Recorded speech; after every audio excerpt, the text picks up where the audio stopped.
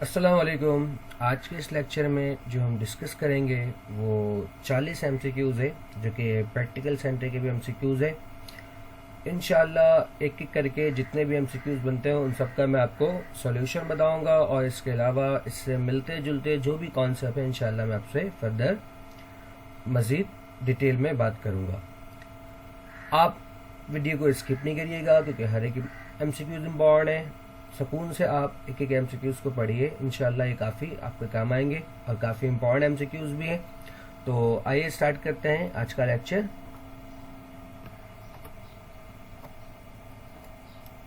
सबसे पहला एमसीक्यूज़ हमारे पास है कि A intersection A complement and then complement, इसका आंसर क्या होगा। अब इसको हम बाय कॉन्सेप्ट भी फाइंड कर सकते हैं कि एक सेट हमारे पास ए है और एक सेट हमारे पास ए कॉम्प्लीमेंट है। हम जानते हैं जब कभी भी हम कॉम्प्लीमेंट फाइंड करते हैं तो उसके अंदर से यूनिवर्सल में से हम ए के सारे एलिमेंट कैंसिल कर देते हैं, यानी कि नहीं कंसिडर करते हैं। तो इसका मतलब ये हुआ कि जब हम इन दोनों का इंटरसेक्शन लेंगे तो इन दोनों का इंटरसेक्शन क्या आएगा, नल सेट आएगा, यानी कि ब्रैकेट के अंदर क्या आ जाएगा, नल सेट। अब उसके बाद अगेन यहाँ पर बार है, यानी कि हमें अगेन कॉम्प्लीमेंट निकालना है, यानी कि अब हमें क्या करना है, नल सेट का कॉम्प्लीमेंट लेंगे। तो जो हम नल सेट का कॉम्प्लीमेंट लेंगे यानी कि यूनिवर्सल माइनस नल सेट, तो इसका आंसर क्या होगा, यूनिवर्सल। लेकिन अगर आप बाय कॉन्सेप्ट नहीं फाइंड कर सकते तो आप फौरन से क्या करो, आप कोई भी सेट कंसिडर कर लो कि मान लो कि यूनिवर्सल जो सेट है आपका वो बराबर है 1 2 और 3 के, सही है ना। आप ए सेट मान लो कोई भी, कि हम मान लेते हैं कि जो सेट ए है वो आपका बराबर है 1, 2 के, ठीक है। हमने दो सेट मान लिया, एक यूनिवर्सल और एक सेट ए। अब जब आपको ए बार निकालना हो तो हम जानते हैं ए बार हम किस तरह फाइंड करते हैं, हम यूनिवर्सल में से ए का डिफरेंस लेते हैं। तो इसका मतलब इनमें जो सेम एलिमेंट है वो 1 और 2 है, यानी कि जो इस ए कॉम्प्लीमेंट है जो इसका रिजल्ट होगा वो क्या होगा, आपके पास जस्ट 3 होगा, ऐसे ही है ना। अब आपको क्या करना है, अब आपको इन दोनों का इंटरसेक्शन निकालना है, यानी कि ए इंटरसेक्शन ए कॉम्प्लीमेंट। जब आप ए इंटरसेक्शन ए कॉम्प्लीमेंट निकालोगे तो अब देखो ए सेट में और ए कॉम्प्लीमेंट में कोई भी एलिमेंट सेम नहीं है। इसका मतलब इंटरसेक्शन में जो सेम एलिमेंट होता है हम उसको लिखते हैं।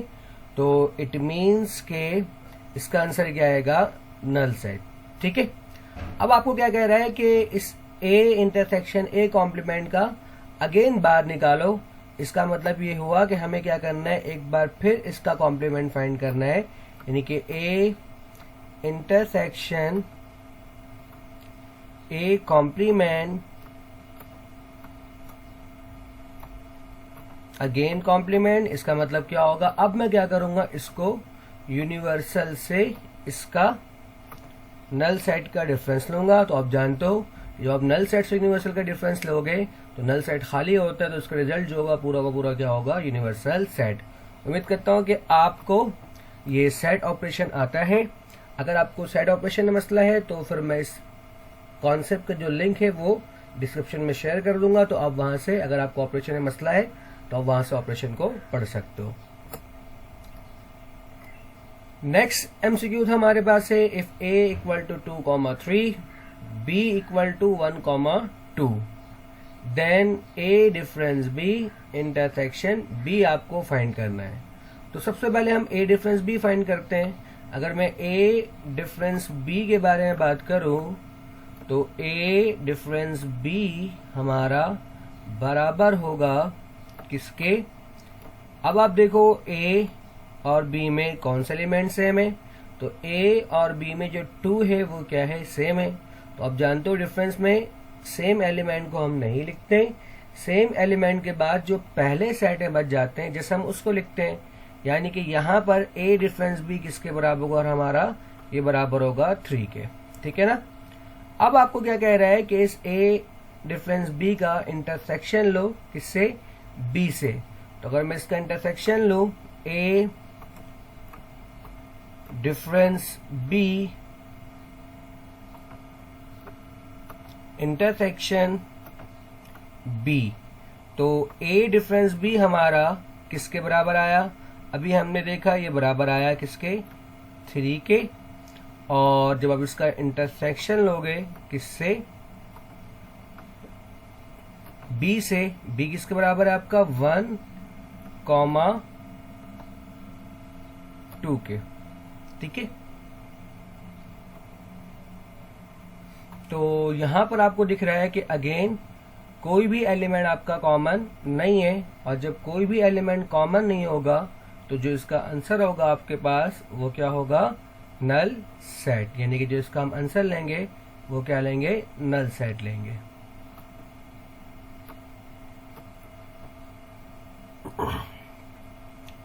नेक्स्ट हमारे पास एमसीक्यूज है, if A and B B subset of universal set such that A union B equal to universal sets, then the set A and B are called। आपको कह रहा है दो सेट है A और B जो कि सबसेट है किसका, यूनिवर्सल सेट का, और जब अब इन दोनों का यूनियन ले रहे हो तो ये किसके बराबर आ रहा है, यूनिवर्सल सेट के। तो ऐसे दो सेट को हम कहते हैं एग्जॉस्टिव सेट। ये डेफिनेशन है, तो आप ये देख लीजिएगा क्या, कि दो ऐसा सेट जो यूनिवर्सल सेट का सबसेट हो, और जब आप उसका यूनियन लो तो यूनियन किसके बराबर आए, यूनिवर्सल सेट के, तो उसे हम कहते हैं एग्जॉस्टिव सेट। अच्छा, यहाँ पर नेक्स्ट डिसजॉइंट है।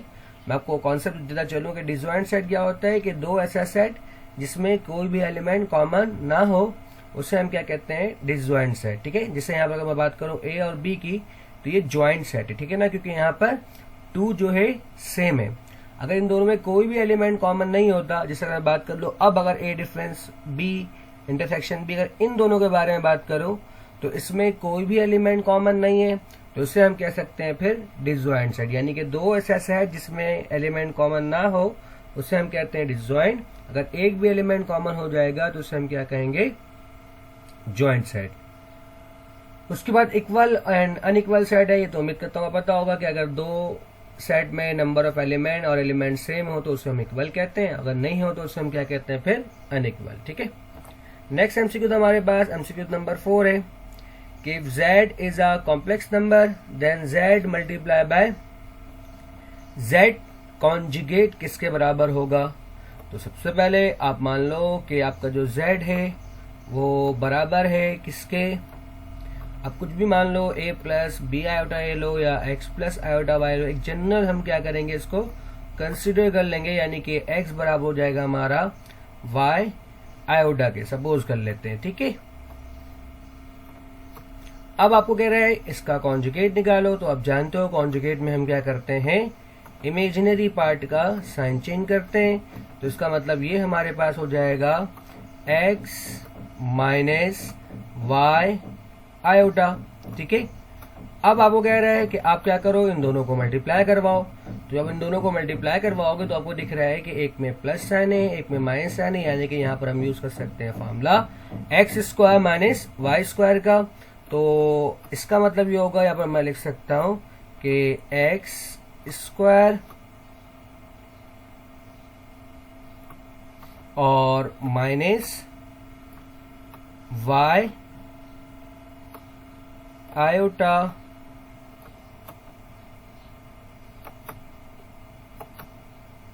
का स्क्वायर, ठीक है ना।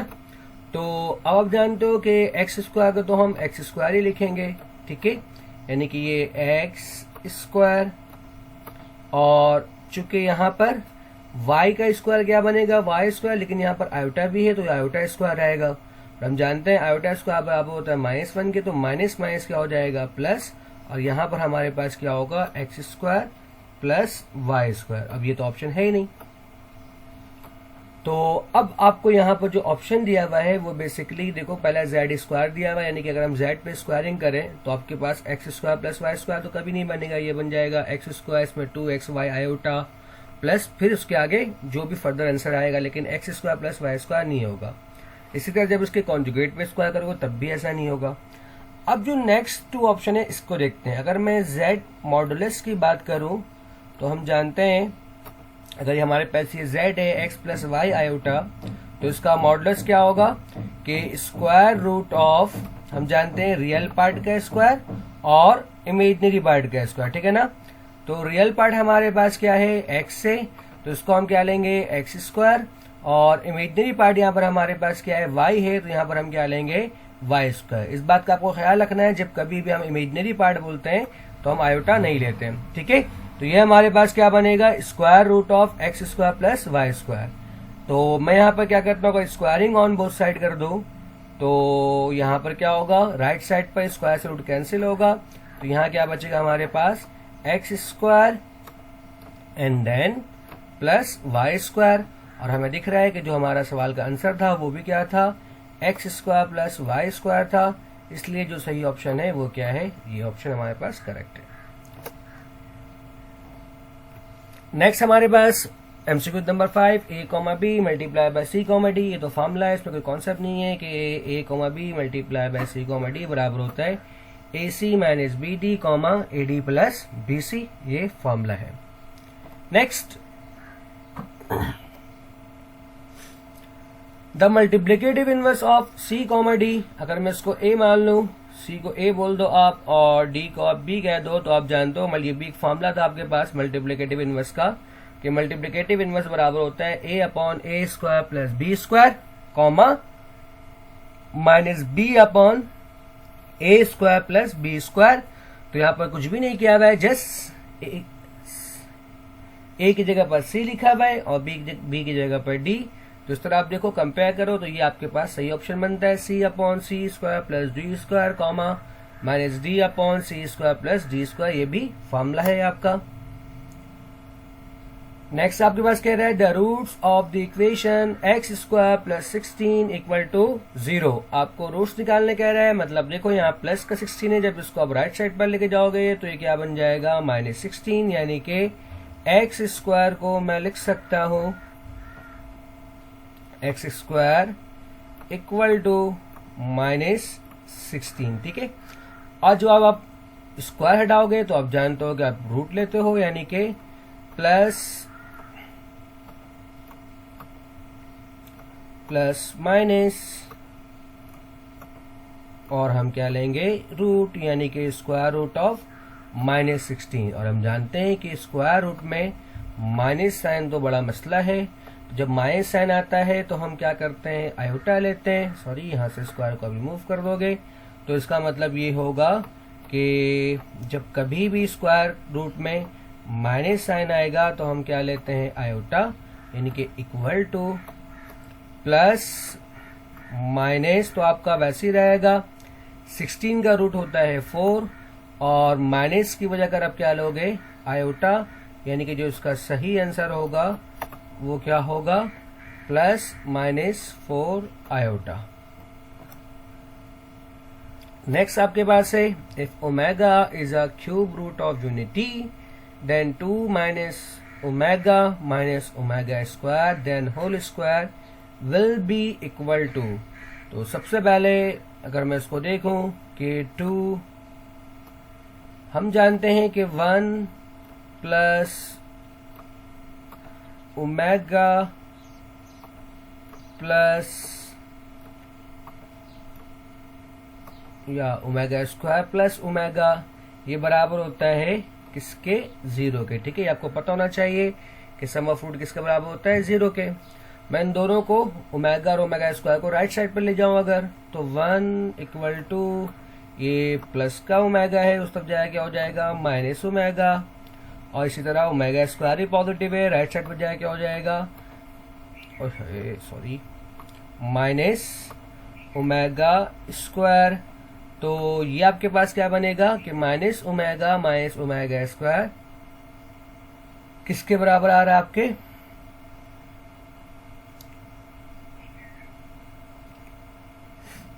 1 के बराबर, ठीक है। तो मैं यहाँ पर क्या करूंगा,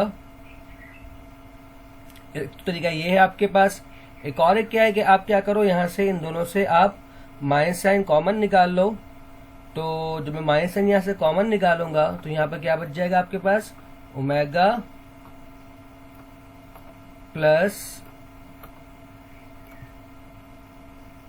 ओमेगा स्क्वायर। ठीक है, दो तरीके से आप कर सकते हो। अब देखो यहाँ बहुत ध्यान से, अब एक चीज बहुत इंपॉर्टेंट है, अगर यहाँ पर आप इस तरह पुट कर रहे हो माइनस ओमेगा स्क्वायर, तो फिर यहां पर आपके पास क्या बन जाएगा, 2 प्लस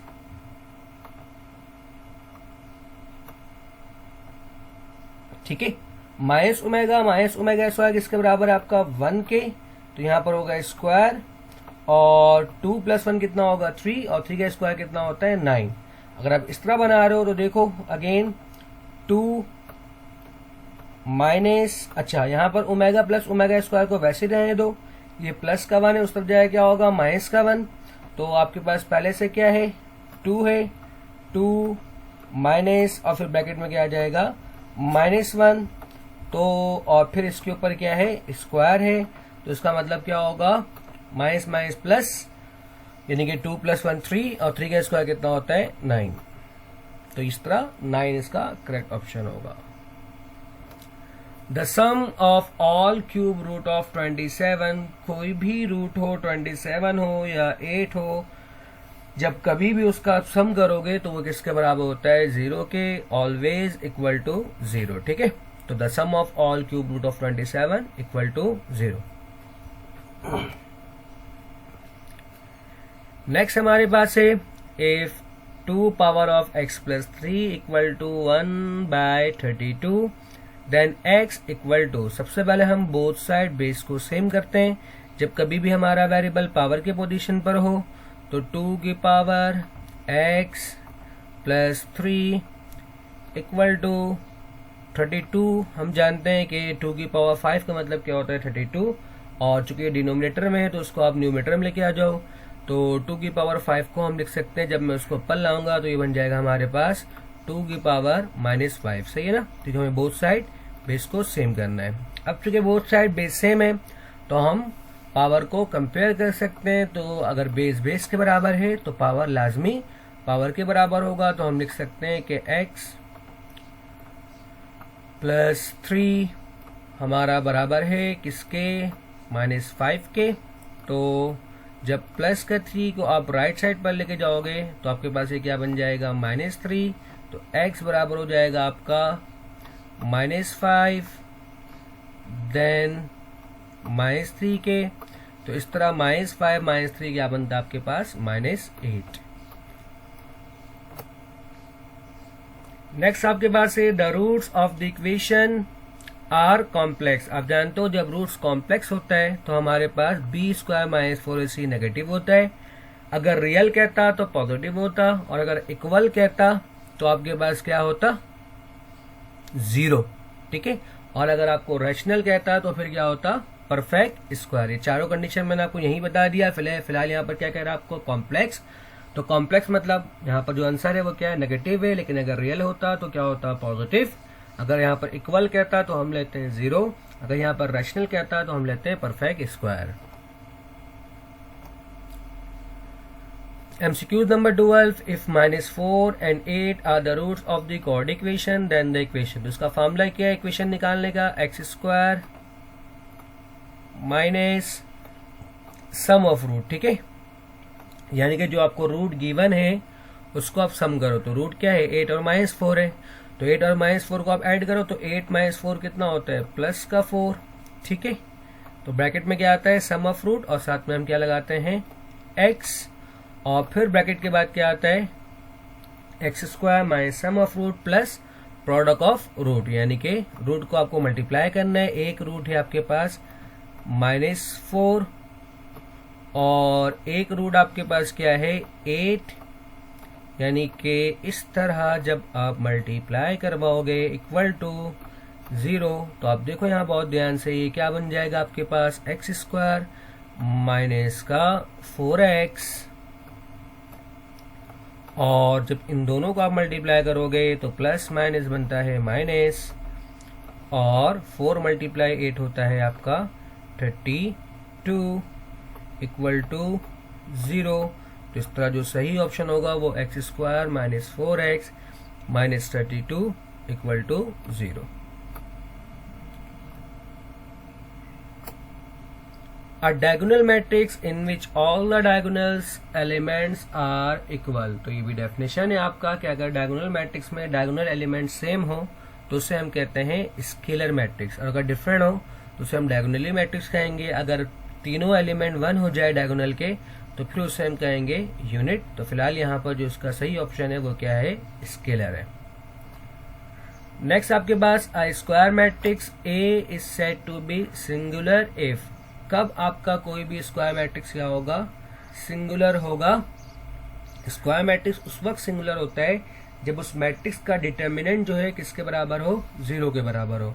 तो यहाँ पर ये वाला ऑप्शन क्या होगा, सही होगा, क्योंकि यहाँ पर डिटर्मिनेंट किसके बराबर है, 0 के बराबर है। ये भी डेफिनेशन है आपका।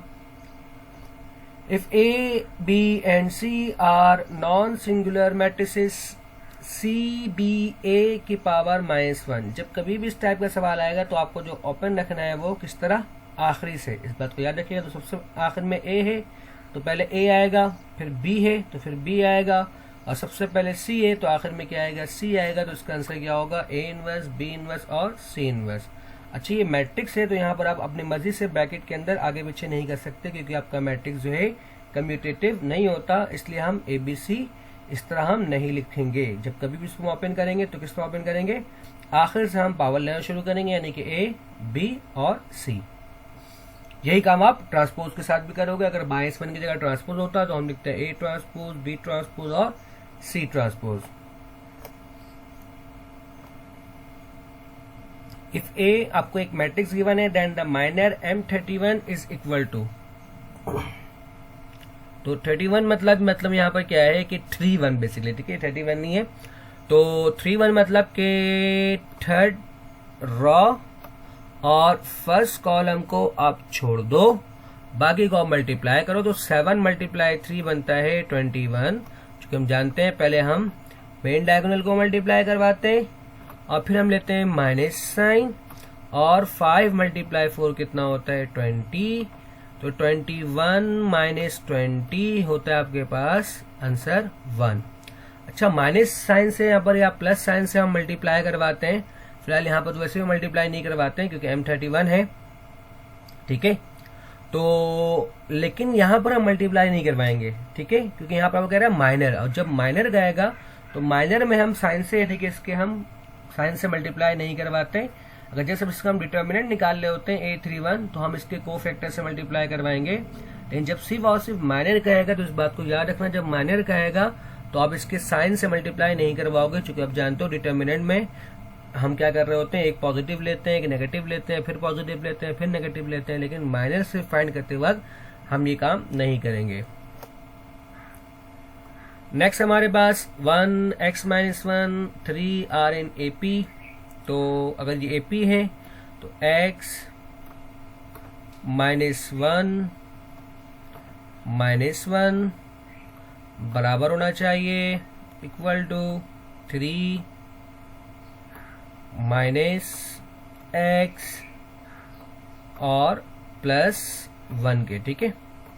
क्योंकि AP में क्या होता है, second term minus first term, third term minus second term, क्योंकि इसमें डिफरेंस सेम होता है। तो मैंने क्या लिखा, x - 1 -1, 3 - x - 1, चूंकि ये दो टर्म थे इसलिए मैंने माइनस साइन से मल्टीप्लाई करवाया, तो माइनस का x और माइनस प्लस का 1, ठीक है। तो x आप जानते हो AP की कंडीशन यही है, तो x -2 इक्वल टू, यहाँ क्या बनेगा आपके पास, -x और 3 + 1 कितना हो जाएगा आपके पास 4, ठीक है। बाकी फर्दर सिम्प्लीफाई, ये -x को सब जाएगा क्या हो जाएगा, प्लस का x, तो ये आपके पास बन जाएगा 2x, ठीक है। तो 2x इक्वल टू, और जब ये -2 सब जाएगा तो क्या बन जाएगा, प्लस का 2, तो ये हो जाएगा +4 + 2 6।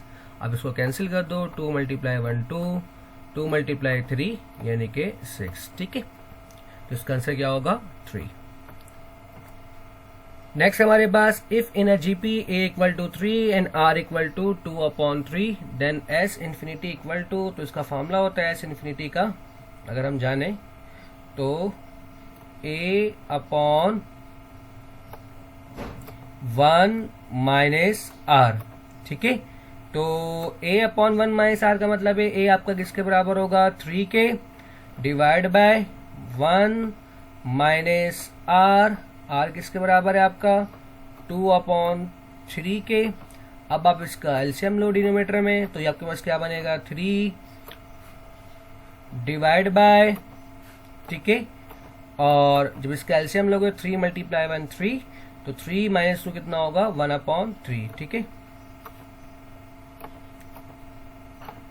1 माइनस 2 अपॉन 3 किसके बराबर हो जाएगा आपके 1 अपॉन 3 के।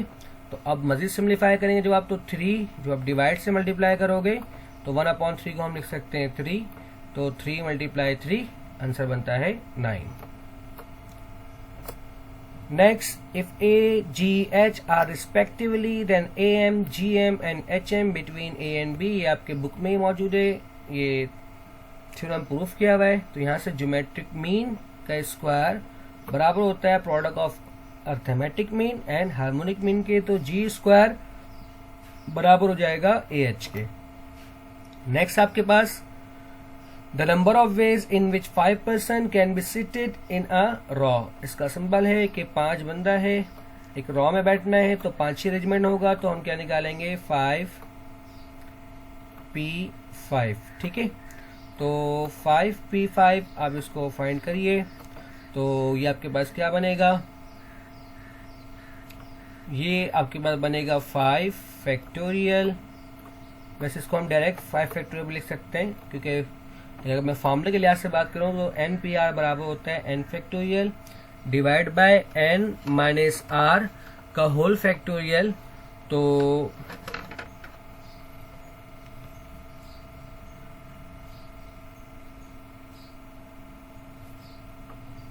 n किसके बराबर है 5, r किसके बराबर है 5, तो 5 माइनस 5 का होल फैक्टोरियल। अब जानते हो 5 माइनस 5 कितना होता है 0, तो जस्ट आपके पास ये क्या बच जाएगा 5 फैक्टोरियल।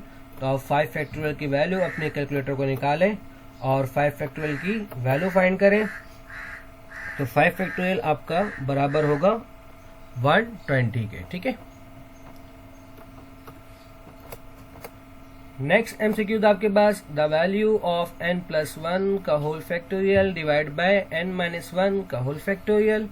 जब इसको आप फाइंड करोगे तो n+1 n-1, ये अगर आपने फैक्टोरियल का कॉन्सेप्ट पढ़ा है तो हम जानते हैं हमेशा हम पॉजिटिव वालों को एक्सपेंड करेंगे, ठीक है, क्योंकि बाद में नेगेटिव है। तो फैक्टोरियल का रूल क्या कहता है कि सबसे पहले जिसके साथ फैक्टोरियल है आप उसको लिखो, यानी कि n+1 हम लिखेंगे वैसे ही, ठीक है। उसके बाद जो आपके पास n+1 है उसमें हम क्या करेंगे, एक माइनस करेंगे, तो उसका मतलब क्या है,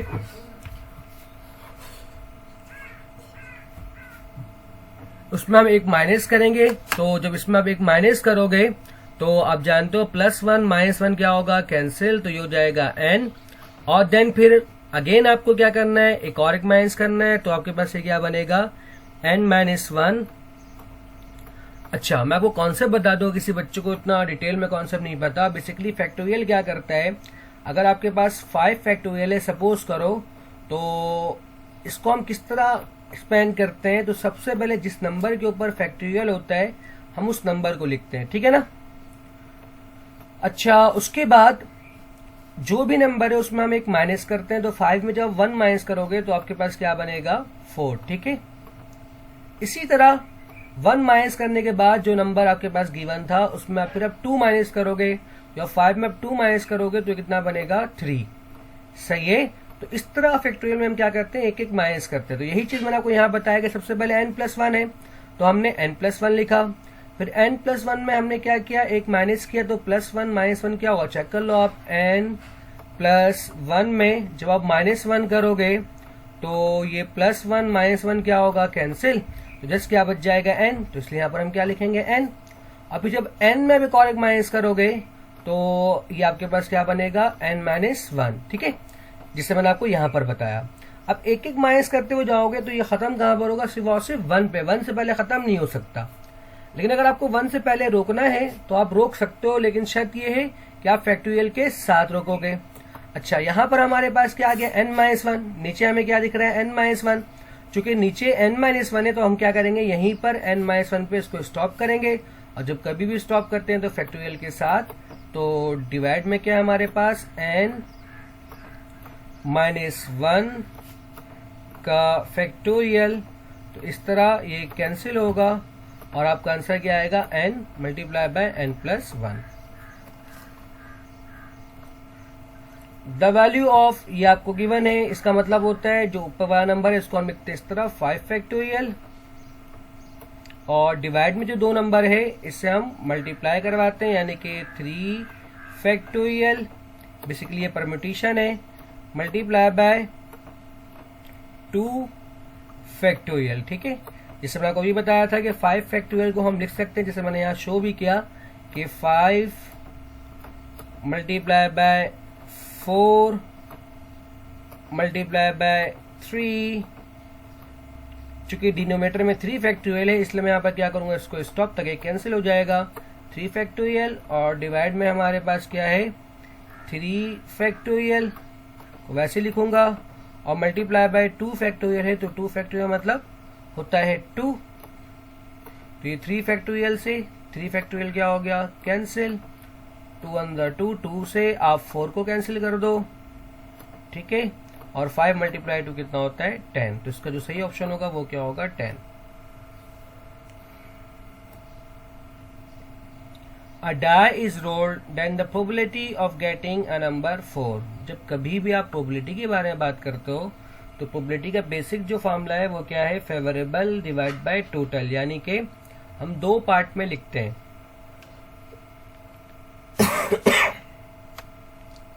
एक यहाँ पर फेवरेबल मतलब जो चीज आप चाहते हो हमें उसको कहां पर लिखना है, न्यूमरेटर में, और क्या क्या आ सकता है उसमें उसको हम कहां लिखते हैं, डिनोमिनेटर में।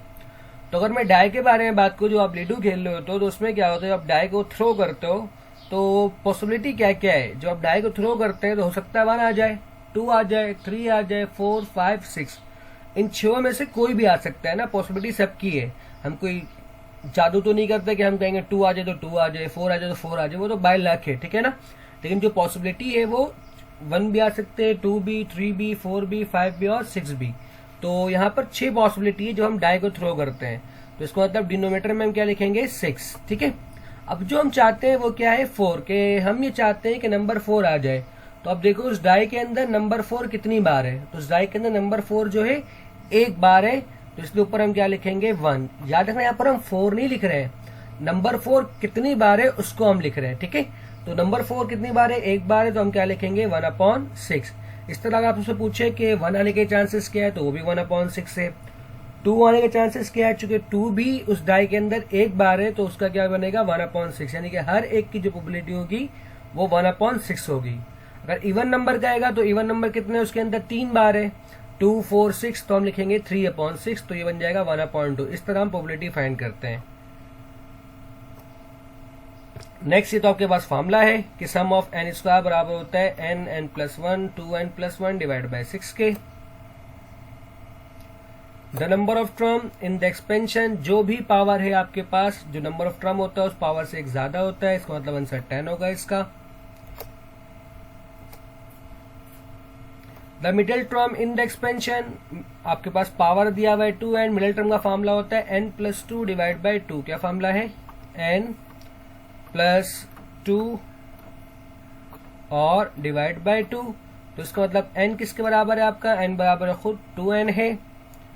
फिर आप यहां से क्या लिखोगे, +2, और डिवाइड में हमारे पास क्या है 2, तो ऊपर आपके पास 2 कॉमन दिख रहा है तो ऊपर आप 2 कॉमन निकालोगे। ठीक है, जब 2 कॉमन निकालोगे तो आपके पास क्या बचेगा, जस्ट आपके पास बच जाएगा n+1 डिवाइड बाय 2। ठीक है, 2 से 2 कैंसिल होगा आपका, तो जो इसका आंसर होगा फाइनली वो क्या होगा, n+1।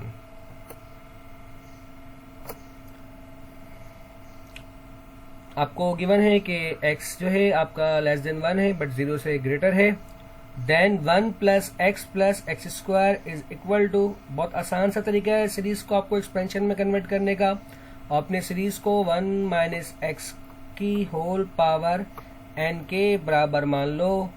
तो अगर मैं इसके बराबर मानता हूं और तो फिर आप इस फार्मूले को एक्सपेंड करो तो आप जानते हो फार्मूला होता है हमारे पास, पहला टर्म होता है 1 और दूसरा टर्म हमारे पास क्या होता है माइनस का n x।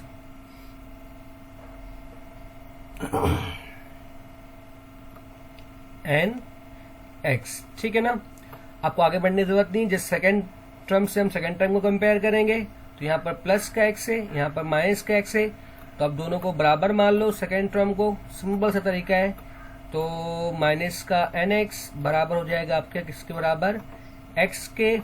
तो x से x आपका कैंसिल होगा, जिस आपका जो n बराबर हो जाएगा वो किसके हो जाएगा, -1 के। ठीक है, तो हमने क्या लेट किया था, 1 माइनस एक्स की होल पावर n।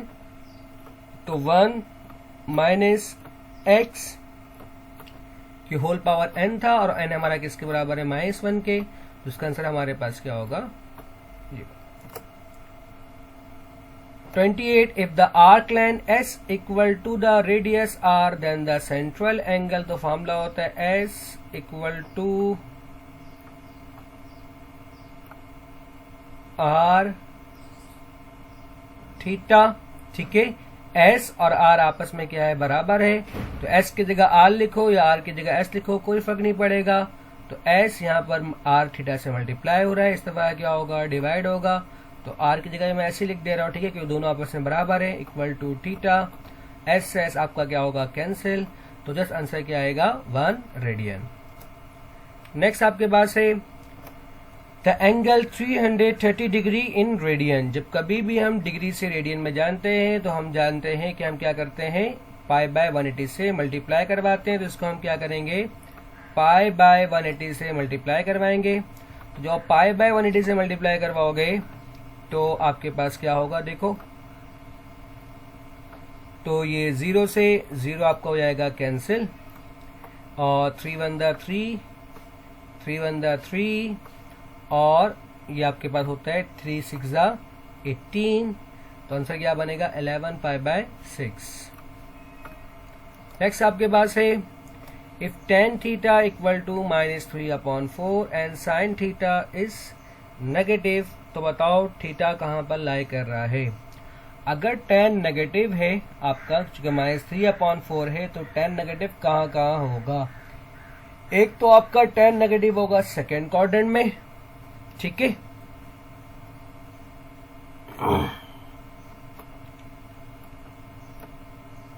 एक टैन आपका कहाँ नेगेटिव होता है, सेकंड में, और एक कहाँ होता है, फोर्थ में। ठीक है, 10। बाकी फर्स्ट में और थर्ड में आपका 10 पॉजिटिव होता है। तो इसका मतलब सेकंड में आपका x नेगेटिव है और y पॉजिटिव है, मतलब साइन पॉजिटिव है, कॉस नेगेटिव है। और फोर्थ की हम बात करें तो साइन आपका नेगेटिव होता है और कॉस क्या होता है, पॉजिटिव होता है। इसका मतलब यहाँ पर कह रहा है साइन नेगेटिव है, तो ये कहाँ पर लाई करता है, फोर्थ क्वाड्रेंट में।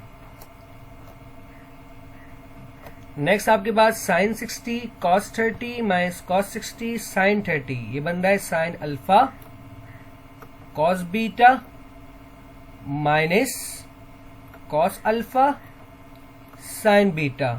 तो ये फॉर्मूला क्या होता है, साइन अल्फा माइनस बीटा। तो अल्फा बराबर है 60 के, बीटा बराबर है 30 के। तो 60 माइनस 30 होता है 30 डिग्री, और साइन 30 डिग्री बराबर होता है किसके, आपका 1/2 के। नेक्स्ट आपके पास if r equal to cos theta equal to 4 and r sine theta equal to 3 then r is, तो इसका मतलब x square plus y square equal to r square. आपके पास ये फॉर्मूला बनता है, ठीक है। तो x बराबर आपका r cos थीटा के, y किसके बराबर है आपका r sin थीटा के। ये सिंपल पोलर फॉर्म में होता है कि x किसके बराबर होता है r cos थीटा और y किसके बराबर होता है r sin थीटा। इसका मतलब x की जगह पे हम पुट कर देंगे 4 का स्क्वायर और y की जगह पर हम पुट कर देंगे किसका, r sin थीटा, यानी कि 3 का स्क्वायर इट मीन्स के 4 स्क्वायर और 3 स्क्वायर हो जाएगा 16 प्लस 9 और 16 प्लस 9 होता है आपका 25। तो जब 25 का चूंकि यहाँ पर आर स्क्वायर है, जब स्क्वायर हटाने के लिए आप रूट लोगे तो इसका आंसर क्या आएगा आपके पास 5 आएगा। ठीक है, तो मैं डायरेक्ट कर सकता हूँ। तो r equal to root 25 plus minus इसलिए लेंगे चूंकि रेडियस है और रेडियस ऑलवेज पॉजिटिव। ठीक है, तो इसका आंसर 5 होगा। नेक्स्ट आपके पास है द डिस्टेंस बिटवीन 1,1 एंड 4,5। तो डिस्टेंस निकालने का फॉर्मूला क्या होता है, square root of x component को हम x से माइनस करते हैं, y कॉम्पोनेंट को हम y से माइनस करेंगे, यानी कि फर्स्ट कॉम्पोनेंट को फर्स्ट से सब्ट्रैक्ट करेंगे और सेकेंड कॉम्पोनेंट को हम सेकेंड से सब्ट्रैक्ट करते हैं डिस्टेंस फाइंड करते वक्त। किसी को भी आगे पीछे लिखो, कोई फर्क नहीं पड़ता। तो इसका मतलब क्या है हमारे पास, इसको मैं लिख सकता हूं 1 माइनस 4 का स्क्वायर प्लस आगे आपके पास क्या है 1 माइनस 5। ठीक है, यानी कि फर्स्ट कंपोनेंट को हम फर्स्ट से सब्ट्रैक्ट कर रहे हैं और सेकेंड कंपोनेंट को हम क्या कर रहे हैं, सेकेंड से सब्ट्रैक्ट कर रहे हैं और उसका हम क्या करेंगे, स्क्वायर लेंगे। तो 1 माइनस 4 होता है -3, यानी कि -3 का स्क्वायर हो जाएगा 9 और 1 माइनस 4 होगा, सॉरी 1 माइनस 5 होगा -4, तो 4 का स्क्वायर हो जाएगा 16 और चूंकि उसके ऊपर रूट है तो 9 प्लस 16 आपका कितना बनेगा 25 और 25 का रूट क्या होता है आपके पास 5 होगा। ठीक है, उसके बाद cos u minus cos v है, तो इसका फॉर्मूला होता है -2 sin u plus v divide by 2 sin u minus v divide by 2। The period of cos theta, तो cos थीटा का जो पीरियड होगा वो क्या होगा 2 पाई। ठीक है, cos का साइन sec और cosec इस चार फंक्शन का जो पीरियड होता है वो 2 पाई, tan और cot का जो पीरियड होता है वो होता है पाई। नेक्स्ट आपके पास है the area of the triangle ABC is given by. तो अगर आपके पास दो साइड है तो एंगल डिफरेंट होगा। तो देखते हैं यहाँ पर AB साइन अल्फा, सबसे पहले 1/2 तो है नहीं यहाँ पर, तो इसलिए ये हो नहीं सकता। 1/2 AB साइन अल्फा, अगर साइड A आ गया है तो अल्फा नहीं आ सकता, जो साइड गिवन होगा उसका एंगल नहीं होगा, इसको याद रखना है आपको। इसी तरह यहाँ पर 2AB है, 1/2 नहीं है तो ये भी नहीं हो सकता। ये बन सकता है 1/2 AB। देखिए अगर साइड AB है तो एंगल यहाँ पर क्या है, गामा है, इस चीज को आपको याद रखना है। अगर यहाँ पर BC होता तो एंगल क्या होता, अल्फा। ठीक है, जो साइड होगा उसका एंगल नहीं होगा, तो इसलिए यहाँ पर 1/2 AB साइन गामा इसका आंसर होगा। The law of cosine when angle B is in the standard position, अगर एंगल B स्टैंडर्ड पोजीशन पे तो फिर हम जानते हैं B स्क्वायर बराबर होगा A square plus C square minus 2AC cos beta.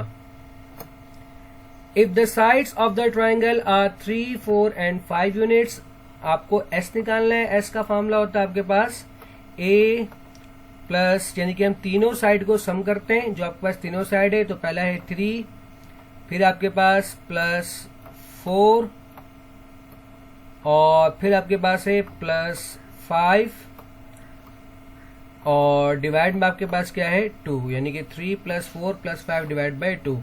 तो आपके पास ये बन जाएगा 5 प्लस 4 9, 9 प्लस 3 12, 12 डिवाइड बाई 2 कितना होता है 6। ठीक है, नेक्स्ट आपके पास है the principal value of tan are 10 minus 1, तो आपके पास 10 वैसे ही रहेगा। उसके बाद arctan, आप जानते हो कि arctan का मतलब होता है कि tan इनवर्स। ठीक है, arctan का मतलब क्या होता है tan इनवर्स, तो arctan लिखूं या tan इनवर्स लिखूं बात एक ही है। उसके बाद -1 है तो हम लिखेंगे यहाँ पर -1 और आपको इसकी वैल्यू फाइंड करनी है। अब सिंपली तरीका है कि कौन सा आपको एमसीक्यू में रूल पूछता है तो आप tan और tan इनवर्स को कैंसिल करो, आंसर क्या आ जाएगा -1। अगर आप रूल को फॉलो करना चाहते हो तो सबसे पहले tan -1 है, -1 को बाहर निकाल दो, tan, अब आपके पास बच जाएगा tan इनवर्स 1। तो आपको पता होना चाहिए tan किस एंगल पर 1 के बराबर होता है, तो ये होता है π/4 पर। ठीक है, तो इसका tan इनवर्स 1 का आंसर क्या होगा π/4 और अब दोबारा आपके पास क्या बन जाएगा फिर ये tan π/4। तो tan π/4 किसके बराबर होता है 1 के, और चूंकि बाहर क्या है माइनस साइन, तो उसका आंसर क्या होगा माइनस साइन। और सिंपली आप tan को और tan इनवर्स को कैंसिल करो, आंसर क्या आएगा -1। इस तरह भी आप फाइंड कर सकते हो। आखिरी MCQs, if sin theta equal to 0 then theta is equal to, कि थीटा किस किस एंगल पर 0 के बराबर होगा। तो हम जानते हैं अगर हम 0 पुट करें तब भी 0 आएगा, पाई मतलब 180, साइन 180 भी बराबर होता है 0 के, तो ये भी ऑप्शन सही है। उसके बाद अगर हम 0 पुट करें तो 0 आएगा, लेकिन अगर मैं π/2 पुट करूं तो π/2 साइन π/2 होता है 1, इसका मतलब ये वाला ऑप्शन नहीं हो सकता। 0 और 2 पाई ये भी हो सकता है। अगर मैं 0 पुट करूं तो साइन 0 0, 2 पाई पुट करूं तो तब भी साइन 360 होता है 0 के बराबर, ये भी ऑप्शन ठीक है। और अगर मैं पाई और 2 पाई के बारे में बात करूं तो ये भी ऑप्शन ठीक है। फिलहाल ये इसमें कुछ मिस्टेक हो सकता है, ठीक है। तो यहाँ पर तीनों ऑप्शन ठीक है। तो उम्मीद करता हूँ आज का लेक्चर आपको समझ में आया होगा। वीडियो देखने के लिए शुक्रिया। अल्लाह हाफिज़।